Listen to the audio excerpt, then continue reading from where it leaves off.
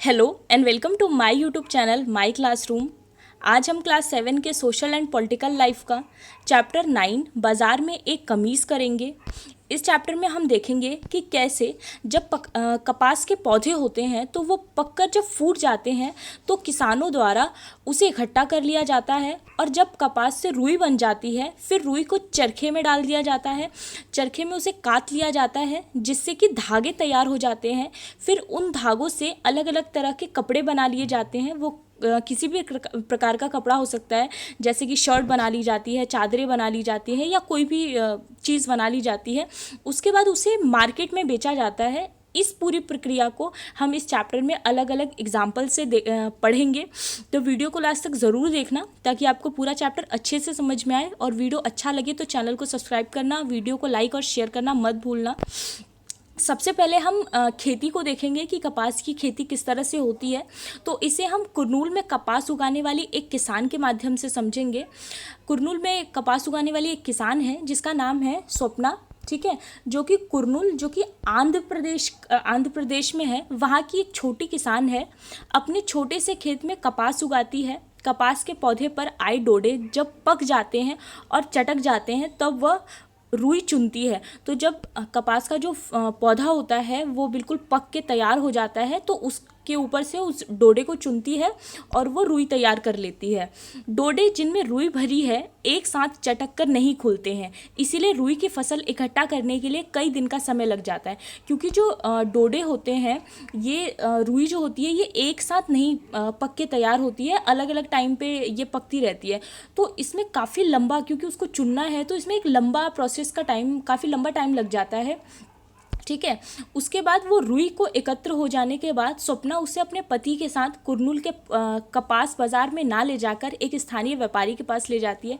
फिर जब वो पूरी रुई इकट्ठी कर लेती है इतना ज़्यादा समय देकर अपना, उसके बाद उसे वो मार्केट में नहीं ले जाती, वहाँ के जो कुरनूल के कपास का मार्केट होता है वहाँ नहीं ले जाती है, वो एक स्थानीय व्यापारी के पास ले जाती है। क्योंकि वो एक गरीब है और मतलब कुरनूल जैसे छोटे से गांव में रहती है, और उसको स्थानीय व्यापारी के पास ले जाने का उसके पास एक कारण है। ऐसे ही जो बाकी के किसान हैं उनके पास भी अपना अपना कारण होता है, क्योंकि उन लोगों ने पहले से ही जो व्यापारी होते हैं उनसे उधार लिया होता है, तो उन्हें वो उधार चुकाना होता है।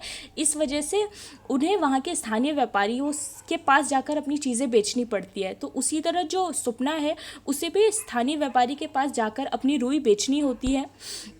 तो कपास की खेती में बहुत अधिक निवेश करने की ज़रूरत पड़ती है, जैसे उर्वरक, कीटनाशक आदि।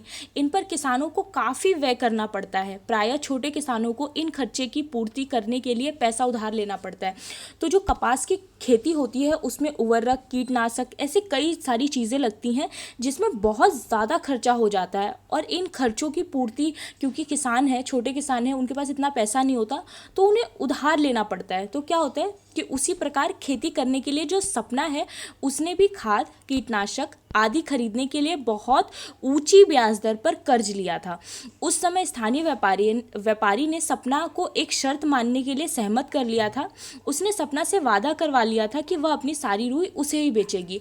तो उस व्यापारी ने सपना से पहले ही बोल दिया था कि तुम्हारी जो भी रुई होगी, मैं तुम्हें उधार तो दे रहा हूँ, लेकिन तुम्हारी जो भी रुई होगी वो तुम मुझे ही आके बेचोगी। तो इससे सपना को थोड़ा नुकसान भी होता है। कैसे? जैसे कि 1500 रुपये प्रति क्विंटल के हिसाब से उसका दाम होता है 6000 रुपये, ठीक है। लेकिन क्योंकि उसने 3000 रुपये उधार लिए थे तो इसीलिए वो जो बाकी के पैसे होते हैं 3000 रुपये वो काट लेता है, और उसके बाद उसको जो बचता है वो उसे सिर्फ 3000 रुपये दे देता है, ठीक है। तो सपना को सिर्फ 3000 रुपये ही उसकी इतनी दिन की मेहनत का मिलता है, क्योंकि उसने जो उधार लिया था उस पर उसे ब्याज भी बहुत ज़्यादा देना पड़ता है। तो कुछ खास उसकी कमाई होती नहीं है। और कहीं ना कहीं सपना को भी ये बात पता होती है कि अगर वो इसको बाज़ार में बेचती तो उसको कम से कम 1800 रुपये प्रति क्विंटल मिलता। लेकिन क्योंकि उसको बाद में भी उससे उधार लेना है, इस वजह से वो उससे बहस नहीं करती, क्योंकि आने वाले टाइम में वही व्यापारी है जो उसकी मदद करेगा। तो इस तरह की बहुत सारी जो प्रॉब्लम्स होती है वो कहीं ना कहीं छोटे किसानों को झेलनी पड़ती है। तो सपना जो होती है लेकिन सपना व्यापारी से बहस नहीं करती है, क्योंकि वह जानती है कि व्यापारी गांव का शक्तिशाली आदमी है और किसानों को कर्ज के लिए उस पर निर्भर रहना पड़ता है।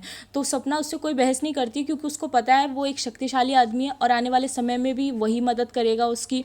ठीक है, ना केवल खेती के लिए वरन अन्य आवश्यकताओं के लिए भी, जैसे बीमारी, बच्चों की स्कूल की फीस आदि। फिर वर्ष में ऐसा समय भी आता है जब किसानों को कोई काम नहीं मिलता और उनकी कोई भी आय नहीं होती।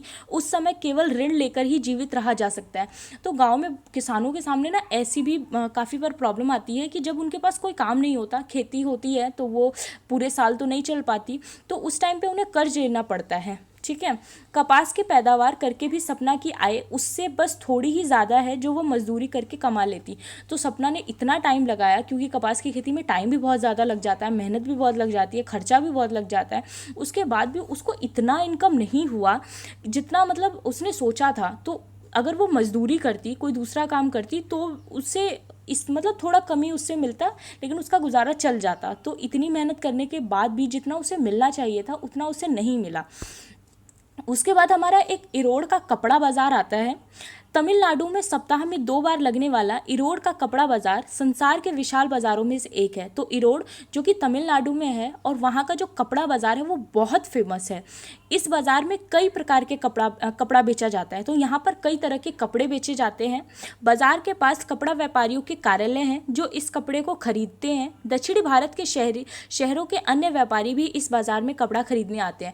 तो दूर दूर के जो शहरों के अन्य व्यापारी होते हैं वो भी यहाँ पर कपड़ा खरीदने आते हैं।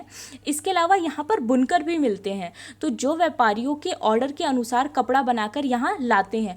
तो जो व्यापारी होते हैं वो उनको ऑर्डर दे देते हैं, और उसके बाद जो बुनकर होते हैं वो क्योंकि कपड़ा बुनने का काम करते हैं, तो वो लोग कपड़ा बुन के व्यापारी को दे देते हैं। यह व्यापारी देश और विदेश के वस्त्र निर्माता और निर्यातकों को उनके ऑर्डर के अनुसार कपड़ा उपलब्ध कराते हैं। यह सूत खरीदते हैं और बुनकरों को निर्देश देते हैं कि किस प्रकार का कपड़ा तैयार किया जाना है। तो क्या होता है कि ये लोग सूत खरीदते हैं और उसके बाद बुनकरों को दे देते हैं, कि बता देते हैं कि इससे किस तरह का कपड़ा तैयार किया जाना है। दादन व्यवस्था, बुनकरों द्वारा घर पर कपड़ा तैयार करना। जैसे कि जो दादन व्यवस्था है उसमें क्या होता है कि जैसे कि कपड़ा का व्यापारी है, कपड़े का व्यापारी है, तो उसने कपड़े लिए जैसे, और वो क्या करता है, सूत लिया और उसके बाद उसने वो बुनकरों को दे दिया। ठीक है, अब बुनकर उसको कपड़ा तैयार करके दे देंगे, जो भी उसने सूत दिया है उसका मतलब वो जैसे बोलेगा उसका कपड़ा तैयार करके उसे दे देंगे। अब इसको दादन व्यवस्था इसलिए कहा जाता है क्योंकि जो बुनकर होते हैं उनको कोई मतलब जैसे कि उन्हें कोई सूत नहीं खरीदना पड़ता। ठीक है, इसके अलावा वो जो कपड़ा बना रहे हैं वो किसे बेचा जाएगा उन्हें ये भी नहीं पता होता। तो इससे उन्हें 2 फायदे हो जाते हैं। एक तो उन्हें सूत खरीदने के लिए पैसे नहीं खर्च करने पड़ते, और दूसरा जो तैयार कपड़ा है उसको बेचने की भी व्यवस्था हो जाती है कि उन्हें कहाँ बेचा जाना है, मतलब क्या किया जाना है, तो इसका भी इंतज़ाम हो जाता है। ठीक है, तो इसीलिए इसे दादन व्यवस्था कहते हैं, क्योंकि इसमें जो बुनकर होते हैं उनको सूत मिल जाता है और उसका वो कपड़ा तैयार करके दे देते हैं। ठीक है, तो कपड़ा उपलब्ध कराने के जो ऑर्डर मिलते हैं उनके आधार पर व्यापारी बुनकरों के पास काम बांट देते हैं। बुनकर व्यापारी से सूत लेते हैं और कपड़ा तैयार करते हैं।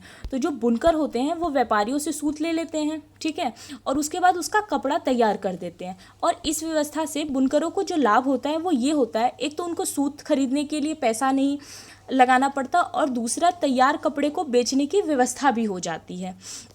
उसके बाद क्या होता है कि कच्चे माल को प्राप्त करने और तैयार माल की बिक्री के लिए भी व्यापारियों पर निर्भरता के चलते व्यापारियों का बहुत वर्चस्व बन जाता है, क्योंकि जो ये हैं बुनकर हैं उनको कच्चे माल के लिए भी उन पे ही निर्भर रहना है।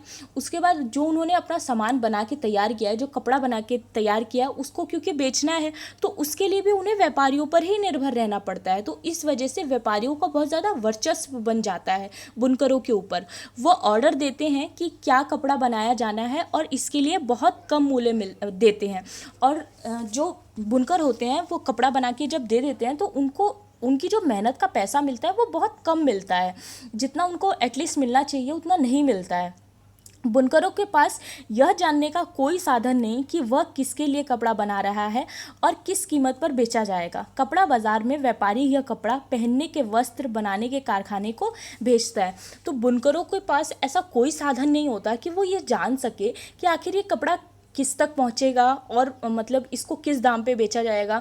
ठीक है, क्योंकि अगर उनको ऐसा पता चल जाए कि कितने दाम पर मिल रहा है, कितने दाम पर नहीं, तो वो अपनी भी कुछ व्यवस्था करके शायद खुद से अगर बेचना शुरू कर दे, खुद से सूत लेना शुरू कर दे, तो उनको शायद थोड़ा ज़्यादा प्रॉफिट हो सकता है। तो ये जो व्यापारी होते हैं वो थोड़ा सा बिचौलिए होने का भी काम करते हैं और इसका भी फ़ायदा उठा जाते हैं। ठीक है, इस तरह से बाजार का झुकाव व्यापारियों के हित में ही अधिक होता है। तो बाजार का जो झुकाव होता है वो व्यापारियों के हित में ज़्यादा होता है, उनको इसमें थोड़ा ज़्यादा प्रॉफिट होता है। उनका अपनी सारी जमा पूंजी लगाकर ऊंची ब्याज दर पर ऋण लेकर करघे खरीदते हैं। तो जो बुनकर होते हैं ना, वो अपनी काफ़ी ज़्यादा पूंजी लगाकर वो करघे खरीदते हैं जिस पे ये कपड़ा तैयार किया जाता है। एक करघे का मूल्य 20,000 है, इसीलिए छोटे बुनकर को भी 2 करघे पर लगभग 40,000 का निवेश करना पड़ता है। तो से छोटा भी बुनकर क्यों ना हो, उसको कम से कम 40,000 तो मतलब देना ही पड़ता है, इन्वेस्ट करना ही पड़ता है। कम से कम उसको 2 करघे की ज़रूरत पड़ती ही पड़ती है। इन करघों पर अकेले काम नहीं किया जा सकता। कपड़ा बनाने के लिए बुनकर और परिवार के दूसरे सदस्यों को दिन में 12 घंटे तक काम करना पड़ता है। तो जो बुनकर होते हैं और उनकी फैमिली वाले लोग होते हैं मिलकर वो कम से कम 12 घंटे तक काम करते हैं, लेकिन फिर भी उन्हें जितना पैसा मिलना चाहिए अपनी मेहनत का उतना भी नहीं मिल पाता है। इस पूरे कार्य द्वारा वह महीने में लगभग 3500 ही कमा पाते हैं। व्यापारी और बुनकरों के बीच की यह व्यवस्था दादन व्यवस्था का एक उदाहरण है, जहां व्यापारी कच्चा माल देता है और उसे तैयार माल मिलता है। ठीक है, तो दादन व्यवस्था यानी जहां पर व्यापारी ने उस जो बुनकर है वहां पे कच्चा माल दिया और उसे तैयार माल मिल गया, तो ये दादन व्यवस्था है। ठीक है, अब जैसे कि ना बहुत से जो गांव हैं वहाँ पर बुनकर सहकारी संस्थाएं स्टार्ट कर दी हैं। इसमें क्या होता है कि दादन व्यवस्था में व्यापारी बुनकरों को बहुत कम पैसे देते हैं, तो इस वजह से इसको स्टार्ट किया है कि व्यापारियों के ऊपर निर्भरता को कम करने और बुनकरों की आमदनी बढ़ाने के लिए सहकारी व्यवस्था एक साधन है। ठीक है, एक सहकारी संस्था में वह लोग जिनके हित समान हैं, मतलब जो एक जैसा काम करना चाहते हैं, जिनके हित समान हैं, इकट्ठे होकर परस्पर लाभ के लिए काम करते हैं। बुनकरों की सहकारी संस्था में बुनकर एक समूह बनकर कुछ गतिविधियां सामूहिक रूप से करते हैं। वह सूत व्यापारी से सूत प्राप्त करते हैं और उसे बुनकरों में बांट देते हैं। सहकारी संस्था विक्रय का कार्य भी करती है। इस तरह व्यापारी की भूमिका समाप्त हो जाती है और बुनकरों को कपड़े का उचित मूल्य प्राप्त हो जाता है। तो इसमें जो मतलब बुनकर होते हैं उनको सहकारी संस्था के द्वारा कपड़ा वगैरह मतलब सूत वगैरह उपलब्ध करवाया जाता है और उसके बाद वो कपड़ा बना के देते हैं। तो इससे क्या होता है कि यहाँ पे व्यापारी की जो भूमिका होती है ना वो ख़त्म हो जाती है, तो उससे बुनकरों को कपड़े का अच्छा मूल्य, उचित मूल्य मिल जाता है। उसके बाद वस्त्र निर्यात करने का कारखाना, फिर कपड़ा बन के कारखानों में चला जाता है। यहाँ पे इरोड़ का व्यापारी बुनकरों द्वारा निर्मित कपड़ा दिल्ली के पास बने वस्त्र निर्यात करने वाले एक कारखाने को भेजता है। तो इरोड़ का जो व्यापारी था उसने जो बुनकर ने जो भी कपड़ा बनाया था उसको दिल्ली के पास एक वस्त्र निर्यात करने वाले कारखाने में भेज दिया। वस्त्र निर्यात करने वाली फैक्ट्री इसका उपयोग कमीज़ें बनाने के लिए करती है। तो अब वस्त्र निर्यात करने वाली जो फैक्ट्री है वो कपड़े का प्रयोग करती है कमीज़ बनाने के लिए। यह कमीज़ विदेशी खरीदारों को निर्यात की जाती है। कमीज़ों की विदेशी ग्राहकों में अमेरिका और यूरोप के ऐसे व्यवसायी हैं जो स्टोर श्रृंखला चलाते हैं। तो उसके बाद ये विदेशों में जाता है और वहाँ पर बिकता है, जो भी शर्ट बनाई जाती हैं। यह बड़े बड़े स्टोर्स के स्वामी केवल अपनी शर्तों पर ही व्यापार करते हैं। तो जो बड़े बड़े स्टोर के स्वामी होते हैं विदेशों के, ये अपनी शर्तों पर काम करते हैं। वह माल देने वालों से न्यूनतम मूल्य पर माल खरीदने की मांग करते हैं, मतलब कम से कम रेट पर वो माल खरीदने की मांग करते हैं कि हमें कम से कम रेट पे चीज़ें चाहिए, ताकि वे सामान की उच्चतर स्तर की गुणवत्ता और समय पर सामान देने की शर्त भी रखते हैं। उसके अलावा उन्हें क्वालिटी भी अच्छी चाहिए होती है, पैसा भी कम देना है और समय पर सामान की शर्त भी रख देते हैं कि हमें टाइम पे ही चाहिए। और इतनी कड़क नियम होते हैं लोगों के, सामान जरा सा भी दोषयुक्त होने पर या माल देने में जरा सा भी विलंब होने पर सख्ती से निपटा जाता है। अगर थोड़ा सा भी लेट हुआ या थोड़ा सा भी डिफेक्ट निकला तो इसकी बड़ी कड़क तरीके से मतलब इससे निपटा जाता है। इसीलिए निर्यातक इन शक्तिशाली ग्राहकों द्वारा निश्चित की गई शर्तों को पूरा करने की कोशिश करते हैं। तो जो भी ये निर्यातक होते हैं वो मतलब ज़्यादा से ज़्यादा मतलब टाइम पे अपनी कोशिश करते हैं कि उन्हें टाइम पर सामान दे सके। ठीक है। इस कारण से वस्त्र निर्यात करने वाले कारखाने खर्चों में कटौती करने का प्रयत्न करते हैं। अब इस वजह से क्या होता है कि जिस कंपनी में माल तैयार किया जा रहा है, वहाँ का जो मालिक होगा वो क्या करेगा कि वहाँ पे खर्चों में कटौती कर देता है। जैसे वर्कर्स के पैसे कम कर देगा, इस और उनसे मतलब ज़्यादा ओवर टाइम करवाएगा। तो इस तरह से वर्कर्स के ऊपर फिर इसकी मार झेलनी पड़ती है, क्योंकि जो वहाँ का मालिक होगा वो तो कोई लॉस नहीं उठाना चाहेगा। ठीक है।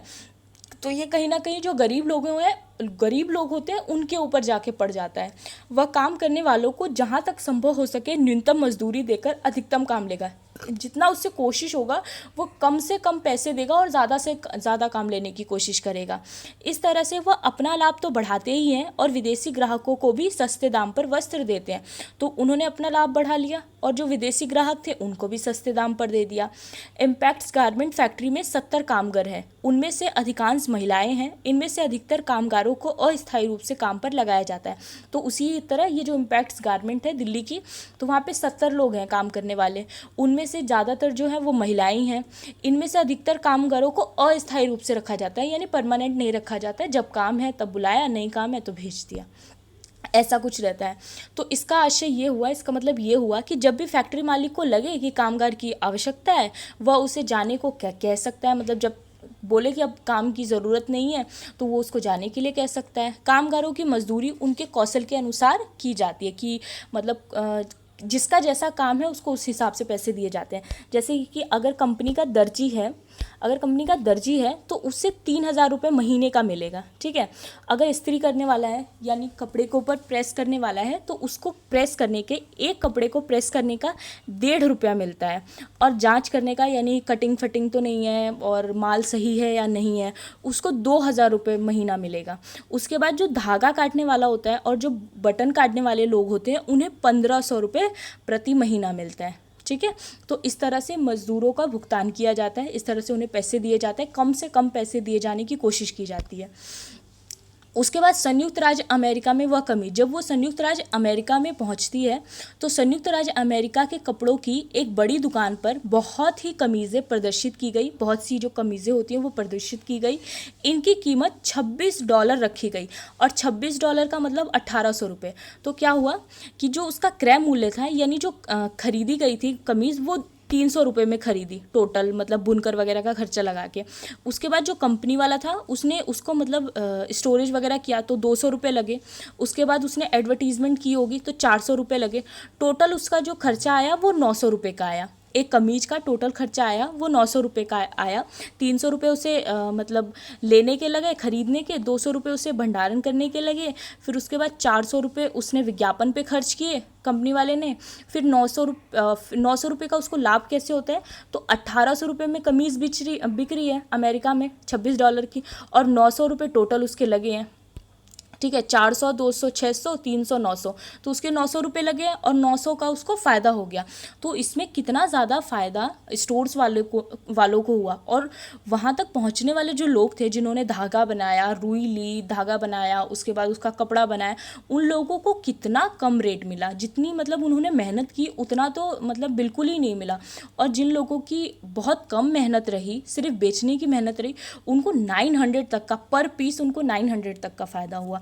तो इस तरह से हम देख सकते हैं कि सब लोगों में मतलब ऐसा नहीं है कि सब लोगों को समानता के अधिकार पर मतलब समान रूप से पैसे मिले हैं। एटलीस्ट जितनी जिसकी मजदूरी रही उतने मिले, तो ऐसा नहीं होता है। ठीक है। तो बाज़ार में अगर हम लाभ कमाने वाले लोगों की बात करें तो लाभ स्टोर्स वाले ने या फिर जो कारखाने का मालिक था उसने ही कमाए। बाकी जो किसान वगैरह थे या फिर बुनकर, उनको उतना नहीं मिला जितना उन्हें मिलना चाहिए था। तो कुछ लोगों ने बाज़ार में लाभ कमाया, जबकि कुछ को खरीदने बेचने से कुछ खास लाभ नहीं हुआ। बहुत परिश्रम करने के बाद भी उन्होंने बहुत कम लाभ हुआ। जैसे सपना थी, तो सपना ने तो कितनी ज़्यादा मेहनत की लेकिन फिर भी उसको कोई खास फ़ायदा नहीं हुआ। इतनी मतलब इतनी मेहनत करने के बाद भी। तो बाज़ार और समानता की अगर हम बात करें तो विदेशी व्यापारी ने बाज़ार में अधिक मुनाफा कमाया। जो विदेश का व्यापारी था उसने 900 में लिया और उसके बाद 1800 में बेच दिया, तो पर शर्ट उसे 900 का फ़ायदा हुआ, तो सबसे ज़्यादा फ़ायदा तो उसे ही हुआ। उसके बाद उसकी तुलना में जो वस्त्र निर्यात करने वाला यानी कंपनी का जो मालिक था उसे मध्यम श्रेणी का मतलब मिडिल क्लास का उसको ठीक ठीक फ़ायदा हुआ, मतलब इतना कम भी नहीं हुआ लेकिन ठीक हुआ। उसके बाद दूसरी ओर वस्त्र निर्यातक फैक्ट्री के कामगार जो मतलब फैक्ट्री थी वहाँ पे काम करने वाले जो लोग थे उन लोगों को मुश्किल से रोज़मर्रा की ज़रूरतों की पूर्ति लायक ही कमा सके। तो वहाँ के जो वर्कर्स थे उन्हें बस डेली मतलब वो अपना गुजारा कर सके, उन लोगों ने इतना कमाया। इसी प्रकार कपास उगाने वाली किसान और इरोड़ के बुनकरों ने कड़ी मेहनत की लेकिन बाज़ार में उन्हें उनके उत्पाद का उचित मूल्य नहीं मिला। और इसमें जो सबसे ज़्यादा जिनकी मेहनत लगी छोटे किसान और इरोड़ के बुनकर, तो उन लोगों की कड़ी मेहनत के बाद भी उन्हें मतलब उत्पाद का जो सही मूल्य मिलना चाहिए वो नहीं मिला। तो कहीं ना कहीं ये असमानता है, सभी को समान रूप से नई चीज़ें दी गई, समान रूप से ना उन्हें अधिकार ही मिले ना ही उन्हें समान रूप से पैसे मिले कि वो अपनी आजीविका अच्छे से चला सके। तो कोई वर्ग बहुत ऊंचा रह गया, कोई वर्ग बहुत नीचा रह गया। व्यवसायी या व्यापारी की स्थिति बीच की है। बुनकरों की तुलना में उनकी कमाई अधिक हुई लेकिन निर्यातक की कमाई से बहुत कम है। इस तरह बाजार में सब बराबर नहीं कमाते, तो बाजार में सब लोग बराबर नहीं कमाते हैं। प्रजातंत्र में, क्योंकि हमारे यहाँ पे भी लोकतंत्र है, प्रजातंत्र है, में उचित मजदूरी मिलनी चाहिए। भाई लोकतंत्र है किसी के भी देश में तो वहाँ पे सबको उचित मजदूरी तो मिलनी चाहिए। यदि पर्याप्त नहीं कमाएंगे तो वह अपने आप को दूसरों के बराबर कैसे समझेंगे। एक और बाजार लोगों को काम करने चीज़ों को बनाने और बेचने का अवसर देता है जो वह उगाते हैं, लेकिन बाजार से धनवान और शक्तिशाली लोग ही सर्वाधिक कमाई करते हैं। तो जो जिनका वर्चस्व रहता है या जो अमीर होते हैं, धनवान होते हैं, उनको इन चीज़ों का थोड़ा ज़्यादा फ़ायदा मिल जाता है और इसमें जो गरीब लोग होते हैं वो थोड़ा सा पिस जाते हैं। ठीक है, ये वो लोग हैं जिनके पास पैसा है, अपने कारखाने हैं, बड़ी बड़ी दुकानें हैं और ज़मीन है। गरीबों को अनेक चीज़ों के लिए धनी और शक्तिशाली लोगों के ऊपर निर्भर रहना पड़ता है, जैसे कर्ज के लिए निर्भर रहना पड़ता है। ठीक है, इस निर्भरता के कारण गरीबों को उनके ऊपर निर्भर रहना पड़ता है। गरीबों को उन पर कच्चा माल प्राप्त करने और अपना सामान बेचने के लिए और प्राप्त करने के लिए निर्भर रहना पड़ता है। तो उन्हें कच्चे माल के लिए भी निर्भर रहना पड़ता है, जैसे बुनकरों को रहना पड़ता था। उसके बाद उन्होंने जो वस्त्र तैयार किया, क्योंकि व्यापारी ही वो वस्त्र लेके जाएगा बेचेगा, तो उसके लिए भी उन्हें निर्भर रहना पड़ा। सपना थी तो उससे पूरे साल के अपने खर्चे के लिए वहाँ के व्यापारी पर निर्भर रहना पड़ता था। इस निर्भरता के कारण बाजार में गरीबों का शोषण होता है। इन समस्याओं के समाधान के लिए भी रास्ते हैं, जैसे उत्पादक सहकारी संस्थाएं बनाएं और कानूनों का दृढ़ता से पालन करें। तो जैसे सहकारी संस्थाएं बनाई जाएं, उसके अलावा जो भी कानून बनाए जाते हैं उन्हें थोड़ा सा मतलब ज़्यादा दृढ़ता से, थोड़ी ज़्यादा अच्छे से उसका पालन किया जाए, तभी सभी लोगों को मतलब कम से कम थोड़ा तो इक्वली सबके साथ बिहेव किया जाएगा। सबको मतलब उनकी जितनी ज़रूरत है उसके हिसाब से पैसे दिए जाएंगे ताकि सभी लोग समान रूप से खुद को महसूस करें। ठीक है, थैंक यू सो मच।